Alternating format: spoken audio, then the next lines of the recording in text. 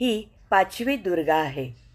या मंदिराची कथा अशी सांगितली जाते की त्रिपुरासुराच्या वधाच्या वेळी भगवान शंकरांच्या मदतीला सिंहावर विराजमान होऊन जगदंबा आली.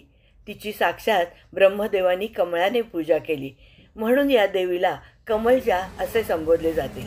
देवांची तसेच भक्तांची रक्षक म्हणून या देवीची ओळख आहे. या बाजूला नृसिंह मंदिर सुद्धा आहे. इथे छोट्याशा दिंडी दरवाजातून आत जावं लागतं.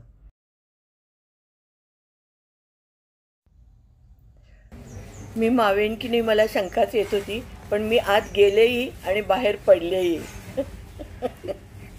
आले की ग. इथेच डाव्या बाजूला विठ्ठल रुक्मिणीची मूर्ती आहे आणि महादेव आणि नागाची सुद्धा आहे.